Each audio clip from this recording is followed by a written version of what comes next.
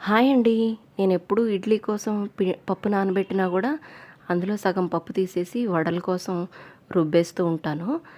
So, అలాగా గారెల కోసం పిండి రుబ్బేసి ఫ్రిడ్జ్‌లో పెట్టేసి నెక్స్ట్ డే గారెలేస్తూ ఉంటాననమాట. కానీ ఈసారి ఇంట్లో ఎక్కువగా పెరుగుందని చెప్పి పెరుగు వడల్లాగా వేద్దామనుకున్నాను. సో, దానికోసం ఇక్కడ పప్పు రుబ్బేసి పిండి రెడీ చేసుకున్న తర్వాత మనం పెరుగులో తాలింపు కోసం ఆవాలు, జీలకర్ర వేసేసుకొని ఒక ఉల్లిపాయ, పచ్చిమిర్చి పేస్ట్‌లాగా కొంచెం కోర్స్‌గా గ్రైండ్ చేసేసుకొని తాలింపులో వేసేసి ఫ్రై చేయాలి. కొంచెం అల్లం తురుము కూడా వేసేసి ఫ్రై చేయాలి. ఇష్టం ఉంటే కొంచెం పసుపు కూడా వేసుకోవచ్చు. ఈ వేగిపోయిన పోపు మొత్తాన్ని పెరుగులో వేసి కలిపేసుకోవాలి. పెరుగు మరీ పల్చగా ఉండకూడదు, అలాగని బాగా చిక్కగా కూడా ఉండకూడదు. మీడియంగా ఉండాలన్నమాట.